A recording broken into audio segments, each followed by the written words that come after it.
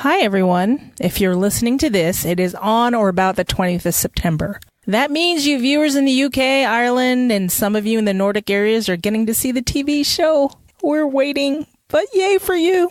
It also means that Times Convert is out. We are running a giveaway. Yes, we're giving out the book and a tote bag. Yay! And if you don't want to miss it, go to visit.demonsdomain.com/TC2018. Second thing, in true demon form, we had wonkiness in our recording, but we figured it was good enough to go on. I may sound like I'm recording from a tin tunnel, but bear with us. Psst, I forgot to turn on my good mic. Yeah, that happened. Okay, everybody, enjoy the show. This is Deborah Harkness, and I'm here for Demons Discuss, Take 44, the one with the revolutionary Rake.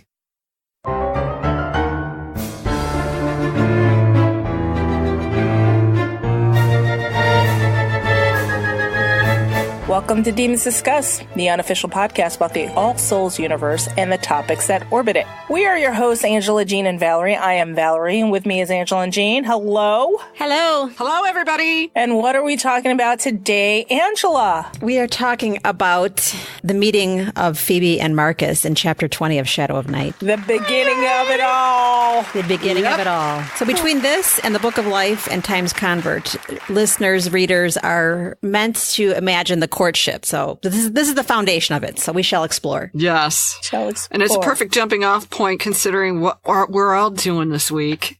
What are we all doing this week? Most everyone I would expect would be reading Times Convert right now, or rereading it as the case may be. If we're flashing forward. Good job time walking, James. Yes, I time walked correctly for once. Yay! Those of you who can read Times Convert in 2 days and, sped read through it, then you guys will know what we're talking about. Those of you who like to, savor it? Yes. Nurture it. Take your 2-3 months to read it. Take your time. We'll be here. We'll be here. And you can push play when you're ready. With the lights on. With the lights on. Okay, so before we get into anything, anything, Deborah Harkness is not on this show. We know you heard her on the bumper, but she's a busy lady. So the fact that we got her to read a bumper, yay us, right? Yeah. Yay. Yeah. That was so fun. She had such a good time with it. Yeah, she did. Yes, she did. Yes, she did. She may have another career to fall back on with that voice of hers. No kidding. I know. Good Lord. Unlike me, she was not distracted. She doesn't need another take to do it. No. She just did it fabulously. She did not start laughing either. No. She grabbed the mic and just owned it, man. She's like, okay. I'm going to do this. Yeah. We tried to get her fun. on the show, you guys, but she is so booked and busy. We're going to try again next year when the paperback comes out. Yes. We didn't make it to San Diego Comic-Con because we have lives and work and problems and things and whatever. So we didn't get to make that press circuit. And And Dora screwed up a lot of the scheduling for all of us, not just me. Well, that bitch is gone now. Oh, that's right. I thought you That bitch is no excuse Dora. anymore. I'm like, what did Dora do? No, I said Endora. Endora, yes. So there is that, and now there's this. This podcast is sponsored by our wonderful patrons. Our patrons are listeners like you. They don't like our ridiculously random banter interrupted by ads. They like having another podcast to listen to on off weeks so they can hear us once a week. They are rebels. But if you don't believe me, ask Jean. Jean, why should our listeners become patrons? Well, you get the oh-so-fabulous after show where we ramble like mad women about life and All Souls universe and whatever's pissed us off that week. That's right. It's basically like the show, except we forgot to turn the stop button off. Yes. But you get more. More? We've got swag. Swag. Swag for days. Oh. Fabulous swag. And depending on the level, you may get our lovely little sticker, our fabulous tote bag. Yay! And who knows what we'll dream up next. We're switching around the levels and contemplating some new different swag and contemplating some longevity awards too. So just tune in, sign up, and find out. All right. So if you're interested in becoming a patron, go to patreon.com/demonsdiscuss. Yay! Another ad we've done. I would say, though, if you're a collector, I would collect some of this stuff before it's... Yeah, because we're going to we'll switch it up. It's not going to be the same old swag forever. That's right. I do get bored easy. I like to design things, so you never know. You never know. You say that like it's a bad thing, Val. Well, some people like consistency. I know. Some people, change is not good. I get bored easy. I already told you that story. I hear you. In school. You know, they gave me problems. All right. All right. So in place of the time that we'd use for discusser emails, we kind of wanted to tell you about an idea we had. And this stemmed from the fun we had with all the comments made at All Souls Con by our discussers. And we aired them on our bonus edition, Philly Busted. Yay! And so what we'd like to do is put out an Ask a Demon segment on one of our episodes. And here's the catch. It has to be a voicemail, a speak pipe, a voice memo made by phone. You all have those smartphones, right? So you can make a voice memo. And here are the rules, okay? Keep it light. Ask your question, say your comment, but don't attempt to have your own podcast on your recording, okay? Because we love you, but regulate yourselves. Do what we say, not what we do. I have a hard enough time editing the three of us down to reasonable, so please don't make me sweat over your recordings. Aim for 1 to 3 minutes. Keep in mind that Valerie makes you sound spectacular. I mean, you already have a good start just being yourself, but Valerie has some kind of magic because it's just fabulous when you hear yourself. Yes, totally. Makes me want to kiss myself. Kiss myself. I'm so pretty. Little Bruno Mars to start our day here. So give us your name. First name, just first names are fine if you're not comfortable giving us your last name. Where you live, ask us a question, or you can tell us your All Souls story, whichever you choose. Things we won't do. We won't give out our personal information if you ask that. Tell you behind the scene gossip. You have to get us drunk for that. Or what else? What else won't we do, guys? We won't give away our coffee alias. Oh, no. Mm-mm. No. I don't know. We reserve the right to... That might be an after show ask. Yeah, that's true. Yeah, that's true. And in order to hear the after show after, you have to become a patron. So you see how we're roping you in, people. You see this? Yeah. Yeah. So nicely played. Yeah. So if you're on SpeakPipe, you'll have 1.5 minutes. Google Voice, you'll have 3 minutes. On a voice memo, you can record to infinity, but like I said, please don't. Try to keep it under 3 minutes, okay? The deadline. This episode will air on the September 20th, so you have until October 20th to get us these recordings, okay? So gives you a month. It gives you a month. It is very generous, and this way we can use it as a segment, Ask a Demon, and we want to hear your voices. We want to hear you actually ask it instead of us try to read it. And that's it. So here's the information. For SpeakPipe, go to speakpipe.com/demonsdiscuss. Google Voice, which is basically voicemail, call us at 360-519-7836. And on your phone, go to your voice memo app, record your message, then attach the message to an email addressed to demonsdiscuss@gmail.com. And that's it. And all that information I'll have in the show notes. And we want to hear from everybody. If you ever thought of writing in or if you ever thought of calling in, now's your time. We want to hear from you. Yes. All right. We're ready to go on to this chapter. Let's do it. Let's do it. Yes. I just love this chapter. We all do, I think. This is when I stood up and took notice of Marcus. I'm like, who is this guy? Where has he been? I know. Oh, dear Lord. This is my favorite story. It's one of my favorite chapters only because it's probably the only one in the whole trilogy that made me go, what? Yeah. And it was just like that. I did not think of him as American Werewolf in London after this. If I did, it was like in a very good way. It was a good way. It was a good way. Yes. In a very tasty way. Yes, exactly. And now you top it with Edward Blumel for me?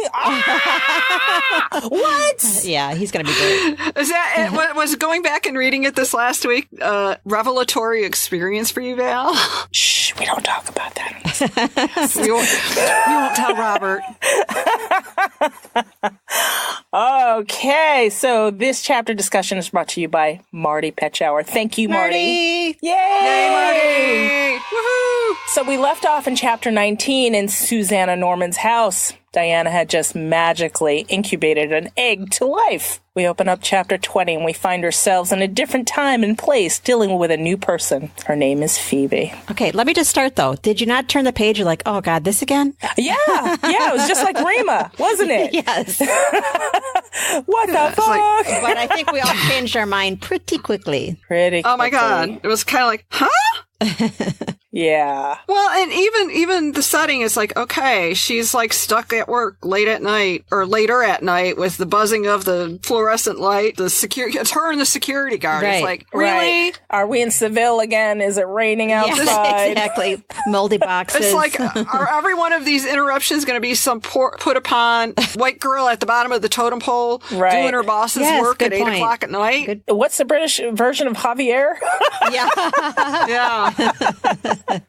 Sylvia. Right. There she is. She's at the ballet. Phoebe works at Sotheby's in the Bond Street offices. I think those are the big offices. And she's stuck there on a Tuesday night waiting for somebody. We don't know who yet. Talk about low person on the totem pole. She's only been there for 2 weeks. Right. But she sure seems to know her way around all the protocol. She does. Mm-hmm. She does. She's waiting for Dr. Whitmore. And that may ring a bell for those of you who read about a young blonde doctor, or brunette if you're watching the TV show, but we're not there yet.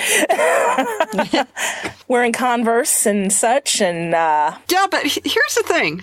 Okay, so put yourself in Phoebe's head. You know, you're on this brand new job, and your boss is at the ballet, and it's all very hoity-toity and stuffy. And she's like, "Well, you just need to stay late for Dr. Whitmore." Right. You know, I don't know if me and my 20-somethings would be like, Dr. Whitmore, he's going to be some pain in the ass, old 55-year-old smelly surgeon who is just difficult as hell and can't even show up during office hours. And he's going to look at my ass all afternoon or and all he's evening. Just going to be and in my head, I would be guessing he's kind of Daniel again. You know, Dr. Whitmore is going to be my a creeper Daniel type. Yeah. I guess I would have thought, why doesn't Dr. Whitmore have his own proxy, his own umbrella holder to go get the minute? Yeah, and that too. But I certainly as Phoebe, I certainly wouldn't be expecting someone I'd even be remotely interested in. No, for sure not. Brand new boss is kissing this guy's ass. He's going to be somebody older than my dad. Right, that makes you roll your eyes harder, right? Yeah, and way stuffier and way more, even further up on the food chain than my dad, the diplomat. Right. So when did Devil Wears Prada come out? When did that come out? Because this scene kind of reminded me of that when I first read it. Was it like 2006? Oh, Sylvia and Meryl Streep's character? Yeah. Perfect. By the way, I love her. Yeah. Oh, that was such a good movie. Yeah. So Sylvia, and she's like picking up her ballet tickets, and she's like, of course you'll wait, you know? You don't have anything else to do. Yeah. I'm like, oh, that's definitely Devil Wears Prada shit right there. That was so horrid. But, I mean, she wasn't wrong. No. She had nowhere to go. And she is low on the totem pole. Yep. Apparently she's so low, she's not even allowed to ask questions. No. But Sylvia did tell her he's from Oxford and an important client of this firm. That's all you need to know. Yeah. I bring this up right here. It's like, okay, here's our first introduction to her. Yeah. I kind of felt a kinship to her because I remember that first job as an attorney in my 20s and just kind of like being treated like that. And, yeah. And for me, it's like being surrounded by a bunch of guys, mostly like Teamsters, first couple years out. Yeah. So talk about kind of keeping your own counsel and any job with a ladder to climb, you always have to start at the bottom rung. She was humble. I thought she was pretty humble and pretty canny about just Absolutely. I think that's why knowing her place. The three of us feel the way we do is because our first jobs were however many years ago, but that's what was expected. That's what you did is you paid your dues. You paid your dues. Yeah. You got shat on. You got yelled at. You got the coffee order wrong. You got You got the chow run wrong. You in did my the groundwork, case, no matter what level. Yes. And the best thing you could do in the face of all that is maintain your dignity. Yep. Absolutely. Yeah, that's right. It's like, oh, you want me to get you coffee? You want me to get you chow? It's going to be the best I could do. And you're going to get correct change. Yeah. You know? And I'm not going to spill anything. And I'm going to pay attention to the pecking order because that's my job right now. Yeah. Right. Not to change it. You tell me to shut up, I will shut up. Thank you. Mm-hmm. And for me, that's no easy task, okay? You guys know me.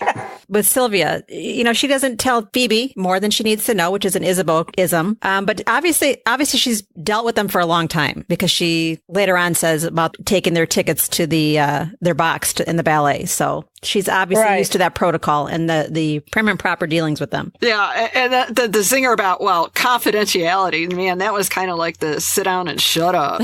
Yeah. Sylvia, out of this whole exchange, I'm not liking Sylvia a hell of a lot. I didn't like, and me either. I don't think she's designed for your... No, she's just there. Like you said, she's the Miranda moment from The Devil Wears Prada. Yes, exactly. So, do you think she knew they were vampires? Miranda? Oh, I mean Sylvia. Miranda probably didn't. Although she could be one herself. I don't know. Right. I think Sylvia may have wondered. I think the chairman knew, but the chairman basically told her, whatever you're thinking, just don't ask questions. Yeah, I think it's don't ask, don't tell. They got the money. They're going to fork it over. Don't tell. Here's the ballet tickets. Shut up. Mm-hmm. Right. And no, I don't have a number to their plastic surgeon. Right. Yes. All right, so she's stuck at her desk. Mark is a little bit late. I'm sorry, Dr. Whitmore is a little bit late because he was supposed to be there at 7, and she's there well beyond. 5 minutes to 9. That's late, Marcus.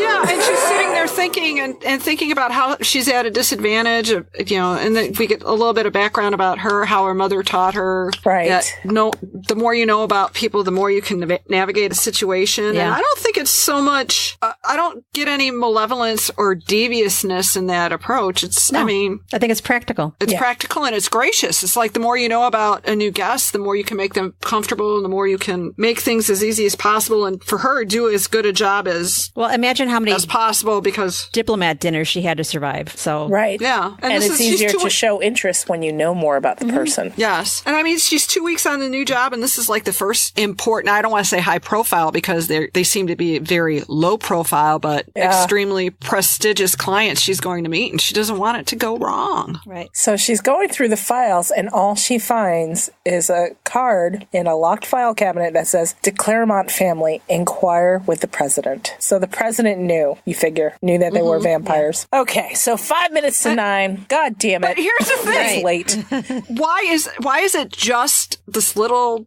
cream-colored car with inquire with the president, and it's still locked up and hidden in a file cabinet? That's almost crazy town. So I'm thinking, and going back to my background with secret documents, you have to put a placer card where it would have gone. Yeah. Oh yeah. So it's probably checked out with the president in his safe just to be extra sure. The fact that the placer card's locked up too just makes me laugh. Yeah, that's true.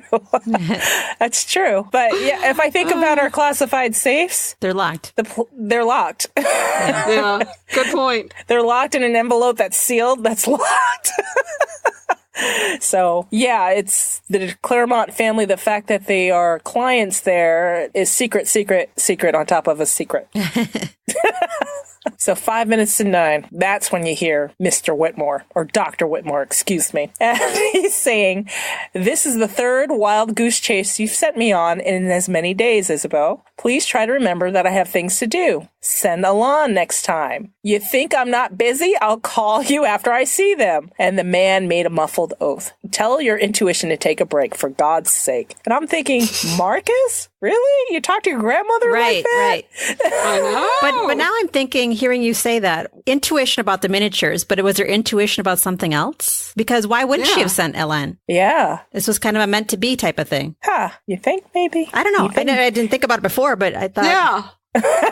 Just till now. So you think her third eye is waking up and she's seeing shit? Well, what's left of her third eye? Right. Yeah, I think so. She was her an intuitive third eye. Yeah, she was an intuitive human. So, Okay, so the man sounded strange, half American and half British. So we knew it was our Dr. Whitmore. So with blurred edges to his accent, suggesting that these weren't the only languages he knew. Phoebe's father had been in the Queen's diplomatic service, and his voice was similarly ambiguous, as though he hailed from everywhere and nowhere. So yeah, that's our Marcus. Yeah, I love that description. And in a way, her dad is kind of vampiric too. A man from everywhere and nowhere. Yep. So the bell rang. And what did you think this exchange was going to wind up? Did you have any clue that there was going to be any kind of firework action happening or anything? No. No, I figured neither. he was going to be, a smart ass, or he was going to be grumpy, or because he seemed kind of irritated and put out by being sent on this errand to begin with. And I thought it was going to be much more cryptic, like the Rima chapter. I didn't think we were going to get this full exchange in Revelation. Right. So the bell rang, and Phoebe was expecting it. She wasn't happy about it, but she pushed away from her desk and strode across the room. She was wearing her black heels. See, we're getting a much better description of this individual. So that's why I thought maybe we'll get to know more about what's going on. Her black heels, which had cost a fortune but made her look taller, and Phoebe told herself more authoritative. Authoritative. More authoritative. Here's an outtake. Man, I mean, if there wasn't any mistake that Sylvia, or any doubt that Sylvia was inspired by Miranda Richardson, this comment about adorably petite seals the deal. Yes. I mean, it sounds like Sylvia was a total bitch in the interview. Yeah. I bet she wouldn't tell Miriam that. Oh, hell no. Yeah, there's nothing adorably petite about Dr. Shepard at all. Well, I don't know. Maybe from a distance. Just when you get up close. When she bites your head off. Yeah. This is true. Well, here's the other thing before we get to the main event. She was very jumpy in this. Yes. First. And after Vale's comment about Isabeau and her intuition and maybe the whole meant to be thing, I almost wonder if part of Phoebe's jumpiness is maybe she was somehow sensing that she was on the brink of something momentous. Yeah, maybe. Like it's possible. She felt the energy. Yeah. And just didn't know what it meant because they made it. Now. But like we find out in the Book of Life, they basically immediately knew. So I'm wondering if her anxiety was in part from that. Maybe she just anticipated something, but she didn't know what. Maybe. Yeah, that's what I'm saying. It was like, there's something in the air. There's some kind of energy. Yeah. Makes me think something in the air. Is that a Phil Collins song? Yeah. Without the big drum solo. Yeah. Anyway, the drum now solo everybody plays at the stoplight. Yeah. At least if you're of a certain age, you do. So she looks through the peephole and she sees these brilliant blue eyes. Surely this wasn't Dr. Whitmore. Oh, it was the scruffy hair, I think, that put her off. And a sudden rap on the door startled her. Whoever this man is, he had no manners. Right. Well, she's thinking it's Dr. Whitmore's handler. Yeah. For proxy. She's like, after all of this, he doesn't show up. He sends some runner. Yep. What the hell? So irritated, Phoebe punched the button on the intercom. Yes. And then he's like Marcus Whitmore to see Miss Thorpe. And Phoebe looks through the peephole once more. Impossible. No one this young would warrant Sylvia's attention. And she asked for identification. And then Marcus is like, where's Sylvia? I mean, it's all terse all the way. Yes. Just from the beginning. And then she says, at the ballet, asking for ID. And she's telling him to step away. And I'm wondering if she's feeling the tension there. It's like, you need to back off because it's too much. And then he just like slaps his ID up against the peephole. Like, he's being rude. He's kind of being a dick. Well, 2 hours late is being a dick to begin with. Yeah. The whole time. So he's out of sorts. She's out of sorts. He's in a hurry. He's pissed. Isabeau's going on about he's going on about his grandmother's intuition. They're actually mirroring each other. Yeah. Yeah. So Marcus is like, Miss Taylor, I'm in a hurry. And then he takes down the card. And then the way she describes his eyes here, replaced by those twin blue beacons. She's mesmerized. Yeah. She's taken in already. Mm-hmm. Edward Blumel, he'll do that to you. Oh, shit. And I think her reaction, she startled herself with that reaction. Yes. It was like, It kind of brings Diana's description to mind when she just describes Matthew in the Bodleian, or a vampire when she's in the Bodleian, that one long look and you're a goner. Yeah. What? Although I'm sure somebody as proper as Phoebe did not say that. Well, I think one long look from the specific vampire. Yes. Yes. Diana's description was more myth, and this is theory. This is application. Yes. So what happened with Matthew and Diana happened, and we saw Diana with Marcus, and it was like, meh. Yeah. Yes. He's cute. He's wearing Converse and a concert shirt, but this is totally different. Yes. So it was Dr. Whitmore. What business did a scientist have to do with Sotheby's? And Phoebe pushed the release for the door. She lets him in. So Marcus pushes his way through, and he's dressed in his normal attire, black jeans, his U2 t-shirt, and she describes a ridiculous pair of high-top Converse trainers, also I gray. like the handful of ornaments of dubious provenance. Yeah. And little worth.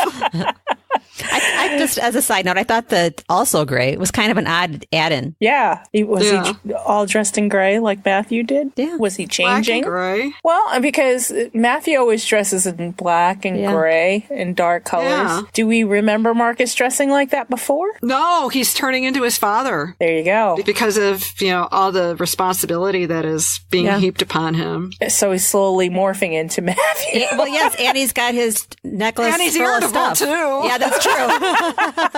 That's true. And he's getting very grouchy. Yeah. And like you said, he's got his little version of an ampulla hanging around his neck. There you go. I'm surprised he's not touching it every 5 seconds. He's going to be touching something else every 5 seconds in just a few minutes here.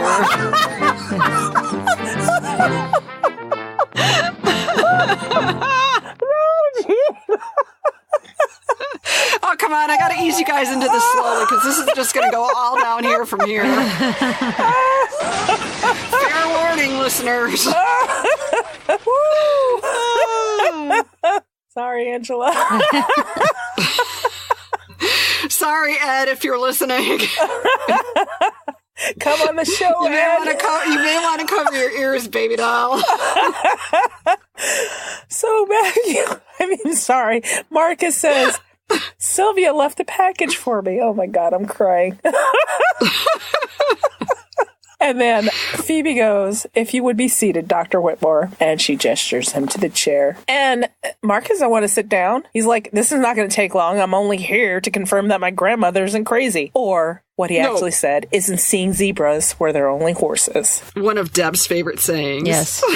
Yeah. And do you want to, for those who are not familiar, would you like to elaborate for our listeners what that actually is? Yes. In all of our discussions, we love to, I love to drive into the ditch and spin out crazy theories. Not you, Gene. Never. And tie together disparate elements and try and figure out where things may be going or where things had gone before. And when we get too far afield, Deb's favorite warning is, when you're looking for hoof prints, they're usually horses, not zebras. Quit chasing the zebras. Right, because somebody thinks it's more fantastic than it actually is. Yeah, and usually that's quickly followed by Occam's razor, which is keep things simple, stupid. Exactly. KISS method. Yeah. Yep. The simplest answer is usually correct. Exactly. So after he goes on about zebras and horses, Phoebe's like, excuse me? What? She's thinking he's crazy, and she's about to hit the security button on him. Yeah. And if the man continued to misbehave, she would use it. So the package. The please. package. He didn't even say please. He just says he's kind of being a dick. Kinda. He's being. I don't know. At this point, I see him as exerting alpha male. Ooh. Yeah, he's more. And that's why I was like, woo. He is being very dominant here, and very much more so than Matthew ever was with Diana. Yeah. I was like, and Phoebe's just submitting to it all. Yeah. Very quickly. I feel like this is a turning point where I got her in my sights now. And the tension all through this is just delicious. Mm-hmm. So, And it says there was a Well, we'll spark see of what she's interest like. there. Oh, I think it was more than that. Yeah. yeah. And she thought crossing her arms would, protect her. Yes. That's typical body language. I love Yeah. reading body language. So she says, please sit down, Dr. Whitmore. It's long past closing time. I'm tired. There's paperwork to be filled out before I can let you examine. Dude, I don't need your bullshit right now. Yeah. In a very polite way. Yeah. I would say polite, but exasperated. Yeah. Like impatient. Just let me get through today. Nobody wants to be working at 9:00 at night. No. Yeah. Oh, and this is where I was like, Marcus! Right here. Where she His reached up and rubbed the back of her neck. Yeah, and his nostrils flared. yeah. Eyelids drifted down, like I said. Mm-hmm. And then she's looking at his eyelashes, and I'm like, oh man, this is just going in a totally different direction than Rima and Yeah. Yes. the archives. Reba and Daniel. This is like the opposite. We made the comment about the Me Too movement in that chapter, and I did think it in this chapter as well. You did? Yeah, because we'll get to it at the very end when he kisses her. Yeah. That's not how I took it, but No, I didn't take it that way either, but it could help it going, geez, we just compared Me Too with Daniel and what's her name? Rima. Yeah. Well, and remember what we said. We've always said this now. Is he a stalker or a suitor? Yes. Depends whether he's cute or not. Exactly. So, Exactly. just keep that rule in mind and we'll be fine. just saying, it's not even fair to use the word stalker here, because he was pretty, as we're going to see, there was nothing surreptitious about it. No, he was not being covert. He was being rather overt about this. Yeah. No, and I don't think stalker in that sense either, but it's Yeah, wolfish behavior, that whole predator and prey. She's definitely the prey. Yeah, and wolfish is the perfect description, too. So if you put Daniel in that position, how would she take that? You know what I'm saying? And how would we take that as the reader? It's a huge turnoff. It'd be a whole different thing. Yeah. So, yep. Phoebe noticed that his eyelashes were darker than blonde hair and longer and thicker than hers, and any woman would kill for lashes like those. Aw. So you start noticing somebody's eyes, their eyelashes. You're checking them out. Oh, yeah. Yeah. Yeah. So Marcus goes, I think you better give me that box and let me be on my way, Miss Taylor. And I think that was a warning. I think that's like, I'm going to need that box right now because I'm about to take a bigger sniff of you. How do you think Marcus is feeling? Do you think he's like, I'm just going to give into this and forge straight ahead? Or do you think he's trying to temper himself? I think he's trying to temper himself, because he's kind of like, yeah, she needs to, the like you said, the whole prey thing is starting to kick in with him. And he's like, would be good to start hunting, Right. Sylvia's new assistant. on an errand for Isabeau. Yeah, no. And the only reason why I say that is because the gruff voice smoothed out, deepening into a warning. Yes. So I'm just thinking he's trying to modulate himself like Matthew taught him to, because, And Phoebe couldn't understand why. She's like, what? Well, what's the problem? The line between hunting and sexual desire is razor thin, and it gets blurred very quickly. I was going to say, and vampire and human, it's not all that different. No. So Phoebe's thinking, is he going to steal the box? And then she's considering pressing the alarm again. Jeez, are you obtuse? Oh my God, she is so funny right here, because it's like, wow. Yeah. She must have gone to an all-girls school. Wow. And it's kind of adorable to me. I'm like, yeah, it's kind of cute. Oh my God. Okay, It's I'm the very Virgin proud and of the you. Rake. I'm very proud of you, Jean, because you could have taken it the other way, but you didn't. Thank you. You did, obviously. I didn't totally even need to did. shove you that time. I totally did. My mind was anticipating this. Okay, so Sylvia would be furious if she offended a client. So she didn't want to ring the alarm because she didn't want to offend the client, which in turn would piss Sylvia off. Fuck that girl. Do you know what's really interesting right here? Instead of like trying to put the desk between her and Marcus, she goes and grabs a paper and then walks over and shoves it in his face. Basically, it's like, here, do this. I mean, the body language that Deb's describing here is just fascinating and fun, and she's got two stories going on right there. It reminds me of what they teach you if you're being chased by a dog. The tension between the dialogue and the body language is great here, which you don't often see on the written page. Right. But it's almost like she was writing the screenplay for this chapter. Yeah. To me. Yeah. It's like what he's saying, what he means. Yep. Yeah, it's great. I'm sorry. I've digressed. Go on.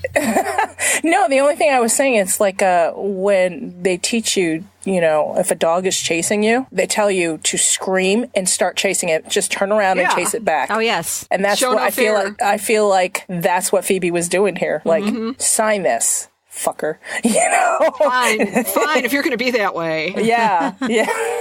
So she might have felt trepidation, but she decided, you know what? I'm going to deal with this. In fact, she unleashed the female secret weapon really, really early in their relationship when she's like, fine. I'm happy to do this standing up if you prefer. Right. Although it's a great deal less comfortable. And she lets him know, I don't know about, once again, she's being obtuse. Yeah. Her in-laws are going to prove otherwise a couple chapters down the road. He says, that's the best offer I've had in some time. His mouth twitched. If we're going to proceed according to Hoyle, though, I think you should call me Marcus. And when you first read that, did you have any clue what that meant? No. Well, I remember there were Hoyle cards. Yeah. Yes. There's a little booklet. Yes. Yeah, but I remember growing up, my grandparents had a brand of a Hoyle brand playing cards. Oh, I see. And it actually said Hoyle on the box. And I'm like, is he just being really cute about, if you're going to play a game, let's play a game. With Hoyle cards. I'll play. I'll play your game, baby. Yeah. So, of course, Phoebe's confused. She's like, Hoyle? I don't think he works here. Come on, Phoebe. I think she's so adorable in this chapter. And then he says, I certainly hope not. And he's like, Edmund Hoyle's been dead since 1769. And she's like, I'm fairly new to Sotheby's. You'll have to forgive me for not understanding the reference. Like, her feelings are hurt. I know. And then she's still thinking about pushing the button. Love it. Oh my God. So Marcus decides to soften it down. He's like, here's your pen and your form. See, I did exactly what you asked me to do. I'm really well behaved. My father made sure of it. And I think that goes back to him tamping himself down when he was like on the verge of growling. Yeah. And it also makes me think back, as we sit here, it makes me think back to the whole lecture about teaching Marcus to hunt and the lines of hunting, and when he told Diana to make sure, and mating and staying away when he's feeding, because any vampire, it mixed signals. I know that it was all Matthew here, but did you not think at all of Times Convert, his father, this time around? No. I always do. Whenever they mention father now, I think of both of them. Really? I know that he's always referring to Matthew, unless he's specifically referring to his Times Convert father, but I always think of both of them now. I blocked that guy out. Well, he was no joke, so I couldn't help but think of I know. I'm really very well behaved. I'd rather not think of him in reading this chapter, because it's kind of It's a killjoy, man. Well, isn't Matthew too? Guy didn't have an easy life of fathers. Spoiler alert! I don't know. No, it's Matthew's not spoiler. It's after publication. It is September 20th. We're talking from the past. Good point. Yeah. That's right.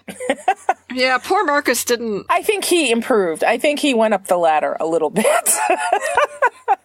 With Matthew, yes. Yes. Well, especially with upgrade. Well, especially with Freya taking the laboring oar. Yes. Yeah. So Phoebe takes a pen and paper from him, and her fingers brush against the back of Whitmore's hand, and the coldness made her shiver in more ways than one, baby. There was a heavy gold signet on his pinky finger, and it looked medieval, but no one walked around London with such a rare and valuable ring on his finger. Now, it seems like she's evaluating everything he owns. And doing it poorly. Yeah. Yeah, it's true. Yeah. Dubious provenance and little worth. But one of those things on that cord was Fanny's ear bob. Yeah. Which, unless it's the guillotine ones I found, that was the only one I found that wouldn't look like it was worth a fortune. Well, didn't he have like a tooth on there? Yeah. I mean, a yellow fever victim. A tooth, a whistle, Fanny's ear bob. Yeah. Just stuff. An antique ear bob, I don't know that I would call it little worth, is what I'm saying, unless like like I said, it was the guillotine ones. Yeah. So she determined that his ring must be fake because it just looked too valuable. Well, and she probably took a look at his whole ensemble, shall we say. Yeah. Yeah. I mean, he's got like the vintage concert shirt on and probably didn't help the appraisal any, no. Tennis shoes. Yeah, it's like, okay, I kind of get the idea of what kind of club he's running with, so maybe that's his like little gothy thing to do. Yeah. Hangs out at a fake vampire club. something like that. Yeah. He's just trying to be cool. So she looks at the form and she returns to the desk. It all seemed to be right. And she's like, if this guy turns out to be some kind of criminal, which wouldn't surprise her a bit, at least she wouldn't feel guilty for breaking the rules. So she opens the box. She wouldn't be guilty of breaking the rules. Yeah.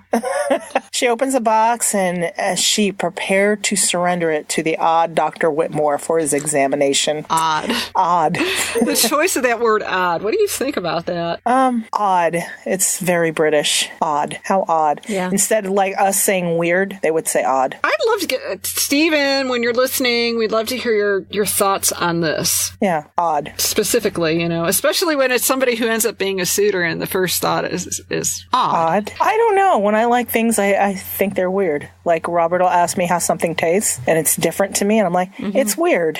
It's odd. Yeah. Yeah, it's weird. And he's like, do you not like it? I didn't say I didn't like it. It's just weird. I have to wrap my head around it. So you use weird like, I could be charmed by this, but I have to think about it. Yes. That's why what I'm wondering about using odd in this context, because it doesn't sound derisive. No. In this passage, it's just kind of like, to me, weird isn't bad.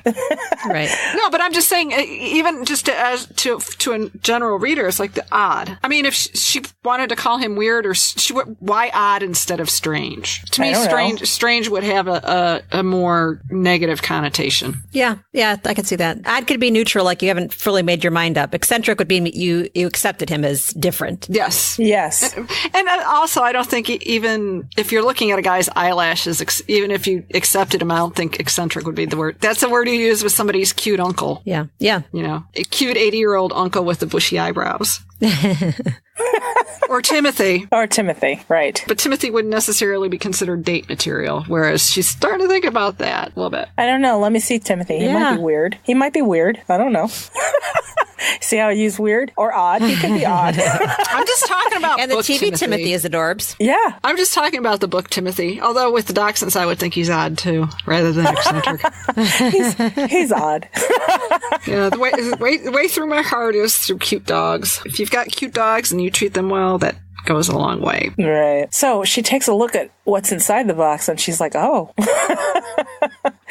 She expected to see a diamond necklace or a Victorian set of emeralds, right? Something her own grandmother would like. Instead, the box contained 2 oval miniatures, and it's set into niches that have been formed to adhere perfectly to their edges and protect them from damage. Wow. I think we know what these are. I think we saw them last chapter. Shh, don't tell Spoiler. anybody.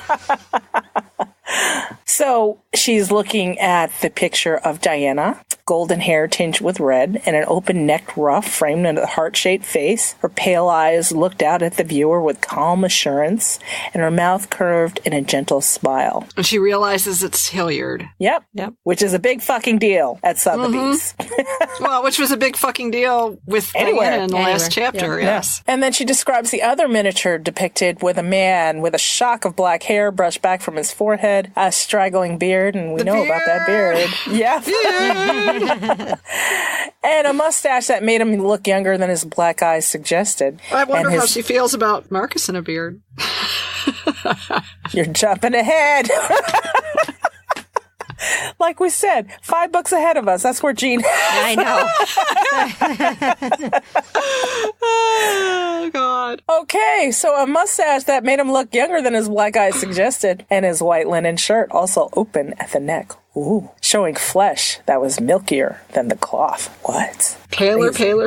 Yep. Long fingers held a jewel suspended from a thick chain. Behind the man, golden flames burned and twisted, a symbol of passion. Thank God they weren't green.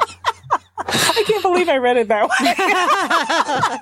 I quite enjoyed it. I know, it was lovely. Oh, It goes very well with Deb's bumper. Right. So a soft breath tickled her ear. Holy Christ. Whitmore looked like he had seen a ghost. And she's like, they're beautiful, aren't they? This must be the set of miniatures that just arrived. An old couple in Shropshire found them hidden in the back of their silver chests where they were looking for a place to store some new pieces. Sylvia reckons they'll fetch a really good price. And then Marcus is like, oh yeah, there's no doubt about that, baby.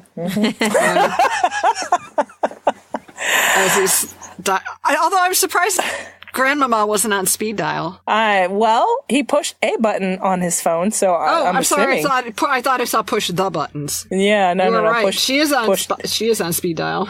right? And she answers the phone. Oui? I can't do impetuous French. I'm sorry. You sounded more like Julia Child. Yeah, I can't do imperious French. Oui?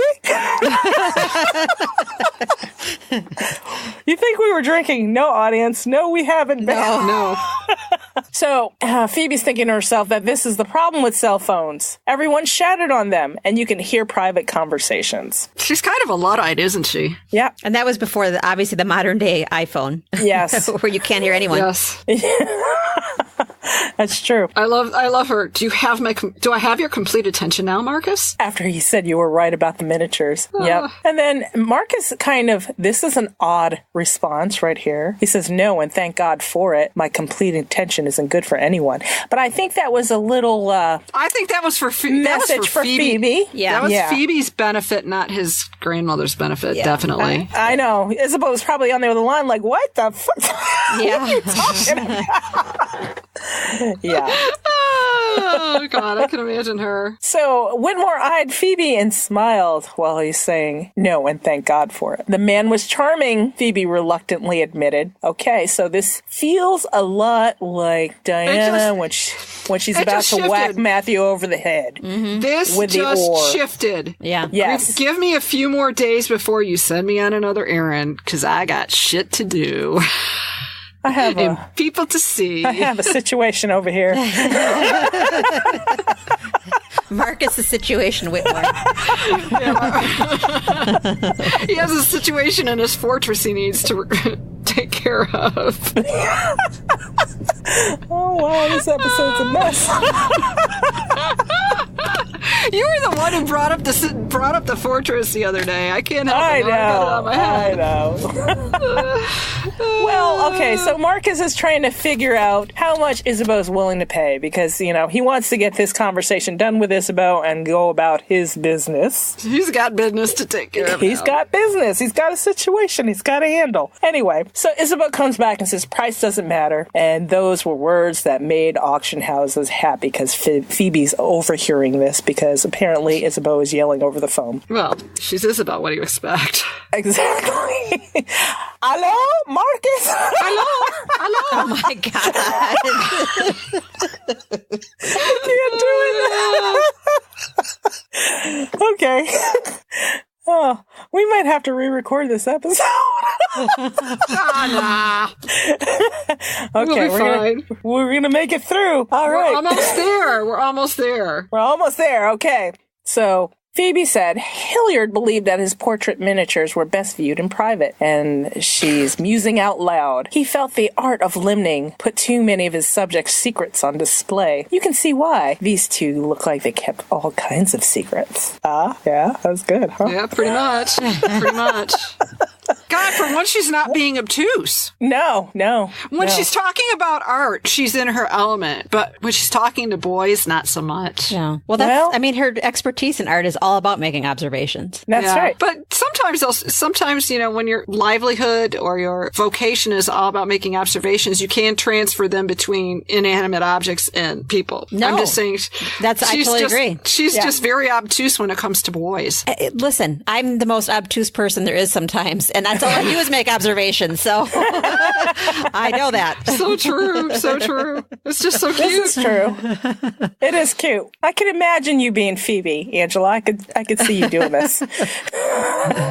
And yes, I did go to all-girls school, and yes, I was obtuse when I was released into the wild. Well, here's the funny thing. Al is very much like Phoebe. He is so obtuse when it comes to women. He always has been. It's just like, huh?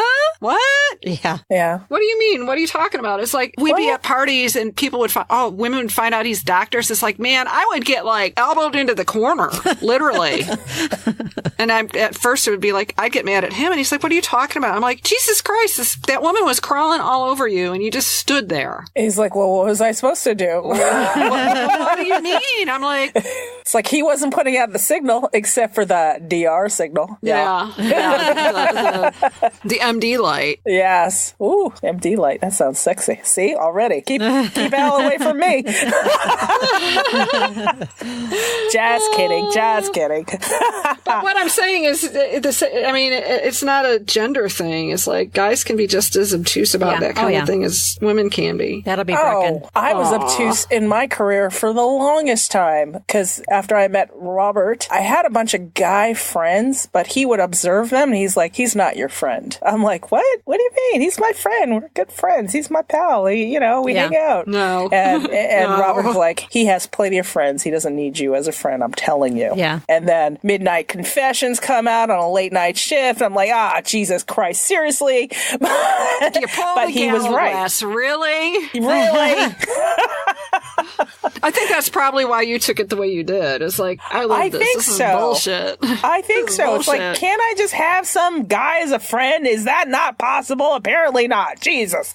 Stuff like that. Yep. So that kind of obtuse I can see. I can relate to that because especially if your mind isn't there. Right. And you're not thinking these things. I don't read minds. I don't know what this guy's thinking. But Robert picked up on it right away. He's like, no, he's totally hitting on you and you have no clue. But I think Phoebe's getting a clue right here. Yes. A little bit. Okay, so she had just said that these two kept all kinds of secrets. And then Marcus murmurs, you're right there. And his face was very close, giving Phoebe an opportunity to examine his eyes more closely. They were bluer than she had first realized. Bluer than even azurite. Yes, bluer than the Hilliard blue. So the phone rang, and Phoebe reached to answer it and thought his hand drifted down just for a moment to her waist. And it probably did, but he probably snatched it away real quick. And then she says, give the man his miniatures, Phoebe. And it was Sylvia. She's like, I don't understand. I'm not authorized. She's like, he purchased them outright. Our obligation was to get the highest possible price for their pieces. We've done that. The Taverners will be able to spend their autumn years in Monte Carlo if they choose. And you can tell Marcus that if I miss Le Dance de... Fête. How do you say that? Fête? Fête. Thank you. I'll be enjoying his family's box seats for the next season's performances. And then Sylvia hung up. Sylvia's a piece of fucking work. Yeah, well, I mean, you always need a foil in a story, right? She's the foil for this chapter. And he misses Matthew. Yeah. That made me sad right there. When he said, I almost believe that were I to speak, he might hear me. Yeah. Mm-hmm. I mean, he's struggling there. Yeah. So Phoebe senses something is off, and she couldn't identify it. She decides to make small talk. She says, your grandmother must have a very healthy bank account, Dr. Whitmore. What's small talk? Well, I mean, for her, it's small. But I mean, she was kind of like, she was not being snotty so much as she's like, your grandma, something else is going on here. Your grandmother way overpaid for these things. I could see her saying, but, well, I can't even that. I mean, if she's supposed to handle clients, that's why, yes, it's changing, it's shifting, it's getting more familiar. But I just think if you're dealing with wealthy people all the time, it'd be like me in my business saying, you have a very healthy bank account. What's your grandma's name? She's also only 2 weeks into her job. And she's kind of been, all through this chapter, she's off kilter because nobody's given her any information in order to do her job the way she knows how to do it as a diplomat. So I think some of this stuff is she's just kind of blurting it out like. Right. Very undiplomatic like. And very youthful. She's youthful and out of her element. Yes. And her guard is coming down and she's trying to think of small talk. And that's what I do sometimes. Say the wrong things, small talk. Especially if you're trying to flirt a little bit. She realized, and she's also kind of like, yeah, these are longtime clients. I better like say something in case they get mad and say, you know, do the typical human client thing saying, why didn't you keep me from doing something stupid 6 months from now? Mm-hmm. You know, I think she was probably thinking of that too. It's like, oh, and I'm the junior person and they're going to throw me under the bus if this thing goes bad. She wasn't thinking, man. She was all mesmerized by, you know, Marcus. It was those and his blue eyes. And those eyelashes. That and those eyelashes. So she says, we'll never know who these two are. Not after so many centuries of obscurities. Names are important. And we've heard that before. I love this line. The identity of the sitter was crucial to each valuation. Well, they just put a value on it for them. Yep. Oh, it's like named. She says exactly what Isabel says. It's kind of like, I don't think that was serendipity. Twinning. Yeah. No, I think it's the whole Isabel and her intuition thing. Mm-hmm. She knew. I'll have to look into that further. I know. Maybe we'll see. Maybe we'll see more. We'll see. And Marcus goes, to be honest, my grandmother doesn't need to make a return on her investment. And Isabel would prefer it if no one knows who they are. Phoebe frowned at the odd phrasing. Here's that word odd again. Did his grandmother think she did know, referring to the identities of these two people? And Marcus... I'm sure her brain started spinning in that second. It's like, how is it they would know who these people are? What? Here's Marcus's turn to like drop the mic on Phoebe. He's like, it was a pleasure doing business with you, Phoebe. Even if we did it standing up this time. Like, what? That's when I shrieked. When I was standing in the bathroom reading and drying my hair. I'm like, what? Yeah. You don't mind if I call you Phoebe? Yeah. Marcus paused, smiled with his charming smile, and he says, you don't mind me calling you Phoebe? And Phoebe did mind. Yes. I think that was her protest. She really didn't mind, but she did mind. Damn it. She rubbed her neck in exasperation, pushing aside her black collar-length hair, and Marcus's eyes lingered on the curve of her shoulders. When she made no reply, he closed the box, tucked the miniatures under his arm, and backed away. He was giving her a headache. I'd like to take you to dinner. And this is what brought me to Matthew. He said it mildly. I'd like to take you to dinner. And that's exactly what Matthew said when he first met Diana. Mm-hmm. And me being obtuse, when I first read this, I was like, oh, that's what this is. Okay. That was my first read. Seemingly unaware of Phoebe's clear signals of uninterest. He's like, we can celebrate the taverner's good fortune, as well as the sizable commission that you will be splitting with Sylvia, you know? She's probably feeling better about the money, though. Well, no, I think for her, it's kind of like, wait a minute, this just went from odd to bizarro world. Sylvia splitting the commission? Yes, exactly. Now I'm in Twilight Zone. Yeah. Yeah, I don't think it was a matter of her being greedy or money hungry. It was a happy surprise. I'll take it. She was kind of like, this is fucked up. What the hell's going on? Yeah. Huh? Happy surprise. Remember when people started logging into Patreon and we got like that $5? Yeah, we're like, what? What? What's going on? So yeah, I think it's like that. Yeah. And he explains that it was a condition of the deal. My grandmother wouldn't have it any other way. And then he goes gruff and he's like, dinner? I'm like, oh shit. And here she goes, I don't go out with strange men after dark. And then he's like, I'll ask you out to dinner tomorrow after we've had lunch. Once you spent a couple hours in my company, I won't be strange any longer. See, the difference between Diana and Matthew is Diana was concerned that she was dinner. Yeah. well, Diana knew what Matthew was. Right. And the whole, I don't go out with strange men after dark, and the whole, in a second, is kind of like the vampire myth. It's like, did that cross her subconscious? It's like, oh, what? He won't take me out in the daylight. Yeah. Nothing good happens after dark. Yeah. Nothing, well, the way we used to say is nothing good happens after 1. Right. Yeah. If you're out past 1, there's nothing good going to happen. Drunk 30. Mm-hmm. Only it's 2 here. Phoebe says, oh, you'll still be strange. And I don't take lunch. I eat at my desk. And she looked away in confusion. Had she said that first part out loud? I love how obtuse she is. And I'm thinking, I love it. Yeah, go on. Yes. I'll pick you up at 1. Mark is like, I'll pick you up at 1. His smile widening. Phoebe's heart sank. She had said it out loud. And don't worry, we won't go far. Jane, I'll let you cover this part of the book. Part of the book. This is your favorite. She's proceeding. She's like, why not? I mean, and then of course it was like, okay, fine. He thinks I'm a child, and she said, well, why not? Like, he was making a crack about her being short or something. Right. No. Oh, no. I just wanted to let you know you could wear those shoes again. Without worrying you'll break your neck. And then it happened. You gave her that look. The eyes. His eyes traveled slowly. Yes, her black leather pumps lingering on her ankles. And then they crawled up the curve of her calf. I like them. There you go. Woo. Thank you, Gene. Thank you.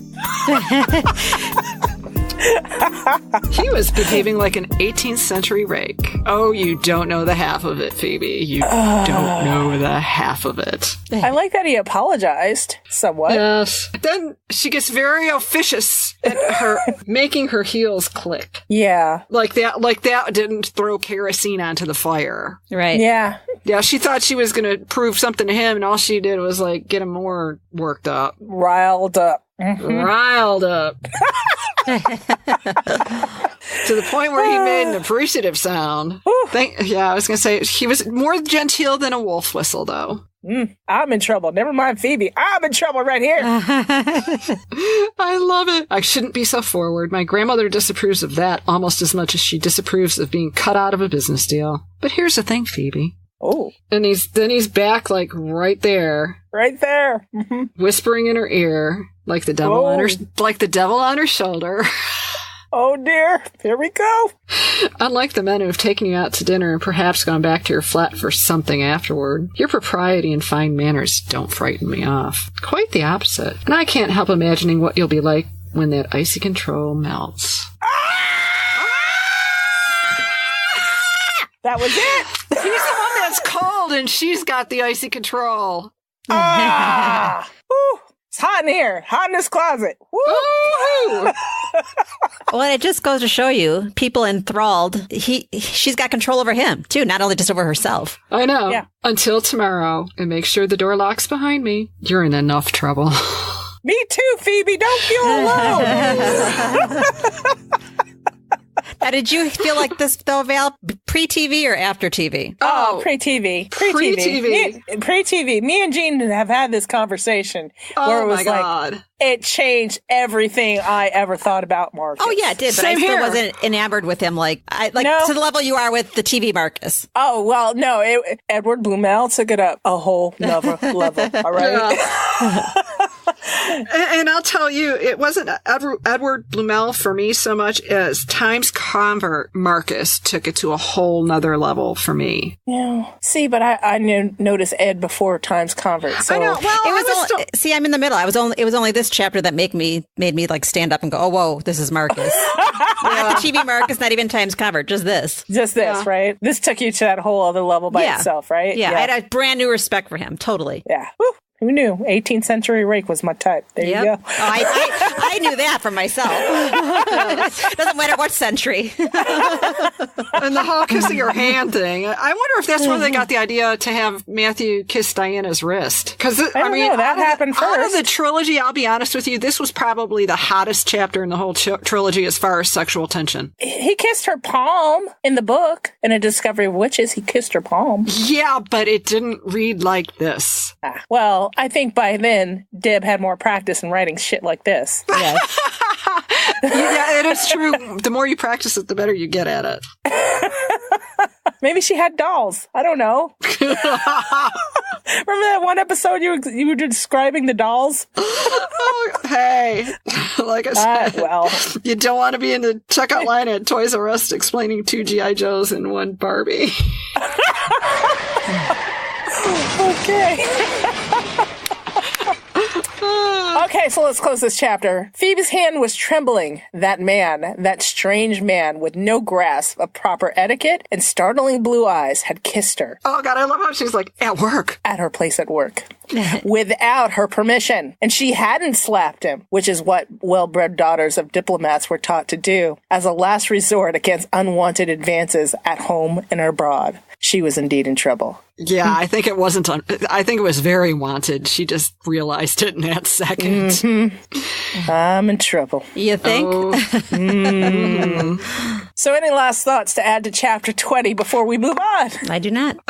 We picked this one clean, didn't we? I love this one. It's so much fun. That chapter is so much fun. I guess my last thought probably goes more towards all the uproar that was about Phoebe in the book and how everybody hated Phoebe. How somebody put that negatively worded post up as, I don't like Phoebe, convince me otherwise. Oh, well, we can save that for actual last thoughts. I'm just talking about this chapter itself.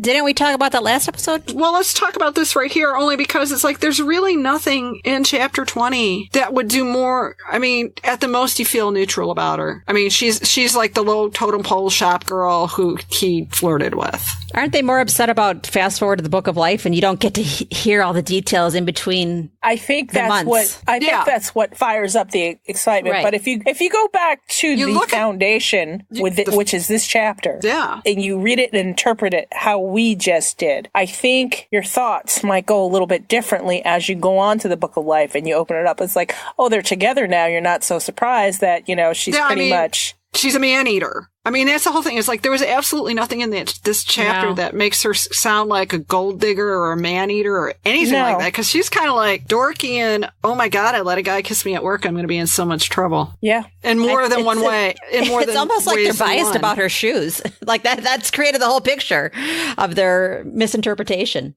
And she probably spent a whole paycheck on those shoes. I'm telling you. Because her interviewer called her short. Yes. I mean, she did not buy those shoes to be a show off or attract guys. No. Yeah. No. She bought those shoes because her now boss called her short. And she's sensitive about that. She doesn't like it.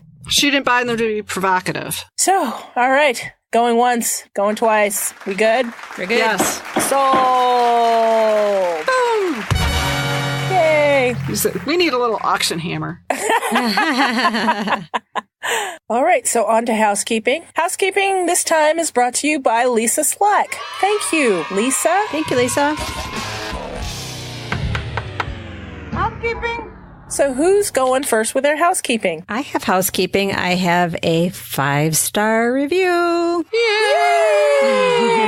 It's from Lynn and Callie. She says, great fun. I listen to your podcast on my commute. People in the other cars must think I'm crazy because I'm laughing so hard. Enjoy your podcast very much and your rapport with each other is genuine. Looking forward to your panel in Philly. XO, Lynn. Aw, thank you, Lynn. Yeah. That's awesome. And I hope you enjoyed it. I have one as well. In iTunes by Rioli from USA on July 26th. All right. Angela, Jean, and Val are some of my favorite people to listen to. Their commentary on the All Souls world is always insightful and lots of times very funny. I enjoy taking a stroll through their ideas and getting stuck in the ditches with them. I highly recommend listening to this podcast. Yolanda. Thank you, Yolanda. Thank you so much. Thank you. She's one of my favorite people, too. And by the by, she won our last emoji contest. Yay! Oh. More on that later. Yes. Okay, so I have something from a new discusser. She just signed up for a Facebook group. She binge listened all our whole catalog of episodes. That's got to be exhausting. Good Lord. Yes. So I owe it to her to read her whole message to us. And this is from, I believe, I'm going to say Belia. If I'm wrong, then correct me, Belia, or B. Belia? Yes. I don't know. She says B, so that's fine. That's fine. Okay. So from B. As always, and she's referring to our bonus episode, Philly Busted. As always, such a fun episode. You are hilarious. I could feel the excitement and love. Matthew's voice, first reactions, the baby Matthew good, the Edward comments, priceless. Thank you for sharing your experiences at the con and your review on the first episode preview. Cannot wait to watch it in January 19. Again, I'm going to tell you guys, don't set yourself up for January 19. Aim for the first quarter. January, February, March. That's what we're going to say. They only said early 2019. Anyway, back to this. I love the cast and how they interact with each other on and off screen. And the end product so far looks amazing. Teresa Palmer and Alex Kingston are my rock stars. And I love Matthew Good. Whoa. Totally my Matthew. Hashtag calling dibs. Hashtag no shame. Moving on. I cannot wait for your next episode. I just finished listening to all your episodes, which made my whole reading experience of Discovery Witches and Shadow of Night even better. And I just finished reading The Book of Life. Yeah, I'm a newbie. And I want more. Time for Times Convert. And Demons Discuss After Show. I just became a patron, number 55. Question: what do you think about having a massive TV show synchronized watch party event next year, whenever the show premieres, with chestnuts and wine, etc.? Would that be a crazy idea?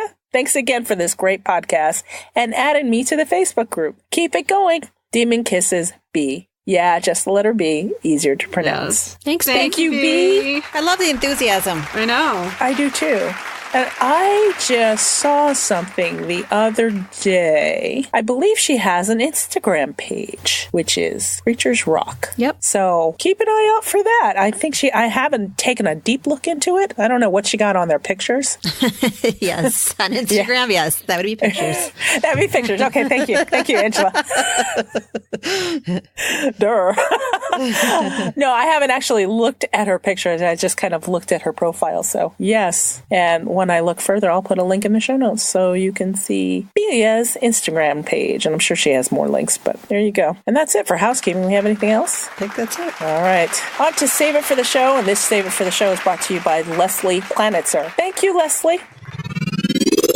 Save it for the show. Save it for the show. Guys, save it for the show. Save It for the Show. Topic is patience is a de Clermont virtue. Take it away, Jean. Well, everybody's patience is going to need to kick into high gear because it's patience season. Yeah, tell me about it. By the time you're listening to this, the UK and I believe the Nordic countries will be starting to watch A Discovery of Witches on Sky TV and other providers. I think it's HBO in the Nordic countries.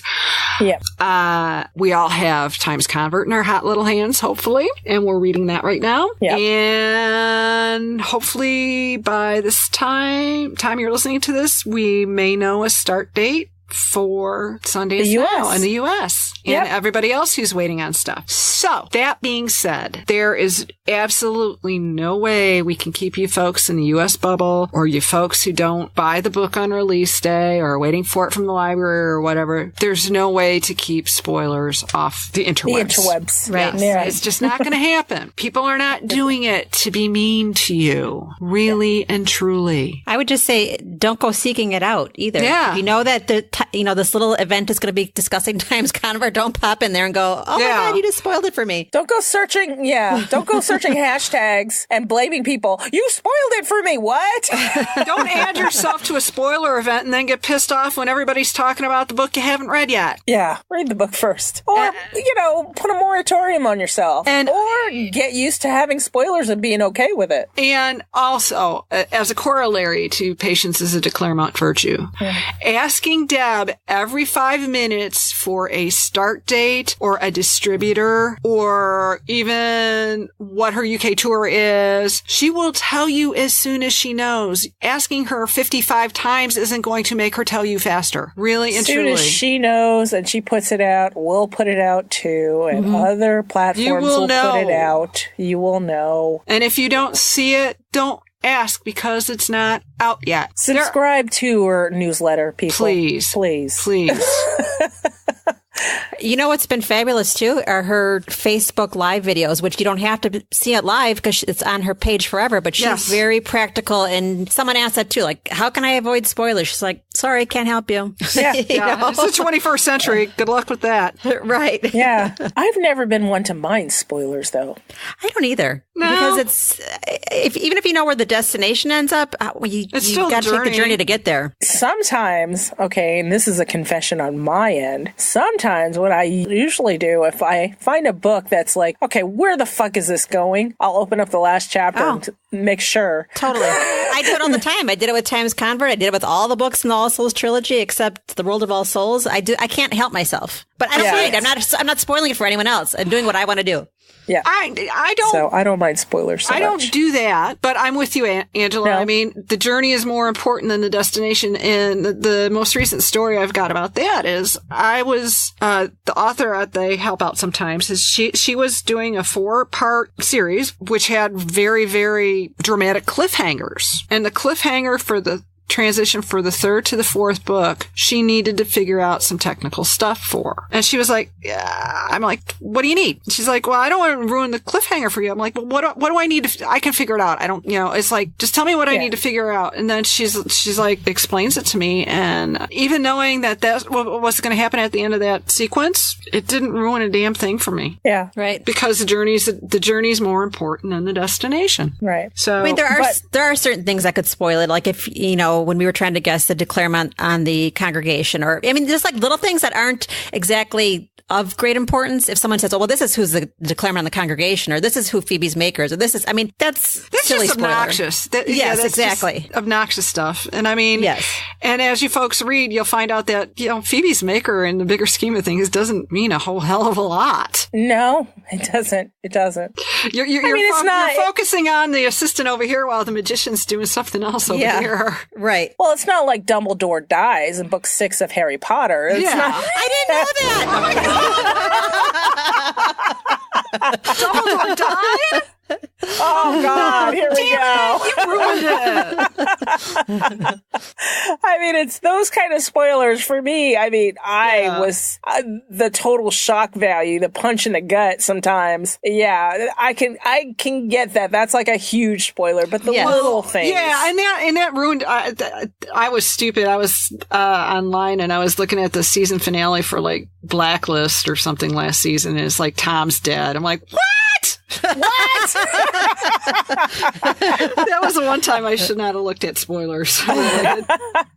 So spoilers to a degree doesn't bother me, but I realize it does bother some people. Yeah, don't tell anybody if somebody's dying or dead. Don't tell them. That's even people who don't mind spoilers. That kind of shit pisses everybody off. Yeah.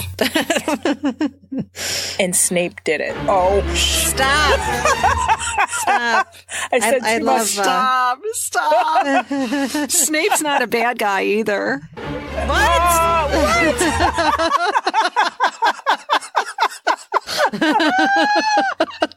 These are the kinds of things you should not be telling people in the All Souls world, okay?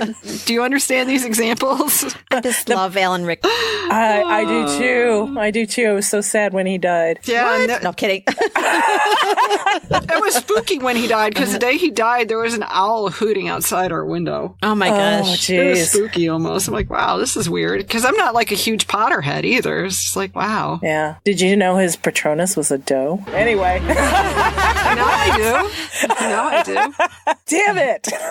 Hit it. All right. So, I don't think I have anything else for this Saber for the show. Do you guys? No, just be patient.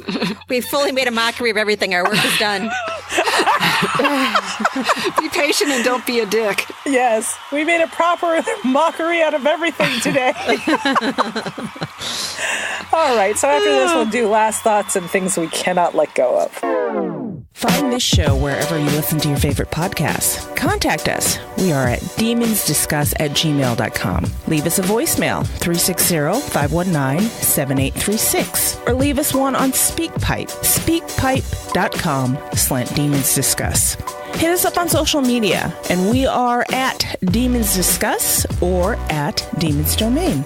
Join our Facebook group, Demonic Discussers. The keys to get in are in the show notes. And if you're listening on your mobile device, click the description. It'll be there too. Become a discusser. And there are 2 ways to do that now. And if you're in the U.S., text ADOW as in ADOW, as in a discovery of witches. So text ADOW to 444-999 or visit demonsdiscuss.com. Scroll down, fill out the form, and spam our code, and that's it. You're a discusser. Visit our main site, demonsdomain.com, to see what we're up to. And if you like what you hear, leave us a 5-star review on Apple Podcasts. Keep Angela alive! My last thought for American listeners, if you get your hands on, and this is probably way too late now, but if you get your hands on the press pack, don't read the summaries. They'll just piss you off. Really? They didn't piss me off. Well, there were a couple things in there that pissed me off, but we'll talk about that on the after show. I was fine. Again, it's that whole spoiler thing. I didn't care if it was. It wasn't the spoiler thing. I know what you're talking about. A couple of choices, but that's okay. I know. I'm just saying that You talked about it last episode. right. So you can talk I'm about it reserving again. judgment. Yeah. You can talk about it again if you want. Okay, so that brings us to the Hearty-Eyed emoji contest that we held a few episodes back before All Souls Con. Seems like forever ago. But we're finally going to choose A winner. a winner. Yay! Okay, so I'm going to have a drum roll right here. And the number is 7. Lucky 7. 7 is Patricia. Patricia! Yay! Our friend of the North. Our friend to the north. Our friend to the north. Guess what you won? You won a Demon Ditch Driving t-shirt. The new one that we wore for this year at All Souls. Oh my God, that's fantastic. That is fantastic. It's awesome. It is a unisex extra large, so you can wear it to sleep. You can tie a knot on it, wear it out, whatever. Woo! It's all you. So we're going to do this again. And guess what we're giving away this time? Tell me. Tell us. Curious? Yes. Curious? All right. So at All Souls Con, we sold Hilliard necklaces, and they sold out like hotcakes. But we reserved a few, and I have one Diana and one Matthew. And the winner will get their choice. And we like Hilliard because this chapter dealt with the Hilliard portraits with Marcus and Phoebe. So it works out. So is it my turn to choose the emoji? No, it's mine. Oh, it's yours. Okay. So what emoji are you choosing? Would it be appropriate if I did the ghost emoji? Oh, Ooh. ghost emoji. So So if you've listened this far, tweet us a ghost emoji. And obviously, we don't have any strict deadlines for these things. Yes. Just get it when you hear this, okay? Just get on your Twitter and you can just tweet an emoji. Everyone has a ghost emoji, right? I'm pretty sure you have the ghost emoji, right, on your Android? Yes, I do. So, yeah, I think everybody has the ghost emoji. So, tweet the little ghost, Angela's little favorite thing, because they love her, the ghosts. And you don't have to say anything else, just the emoji. But if you want to go over the top, you can too, as long as we see the ghost. Yay. And that's it. And congratulations, Patricia. Enjoy your shirt. Yay. Those shirts are so comfy. I know. They are nice. They are nice. Rather nice. So that's it. We're done here. Aww. Until next time. Let's say goodbye, everybody. Bye, everyone. Bye. Demon kiss. Mwah. We'll talk to you next time.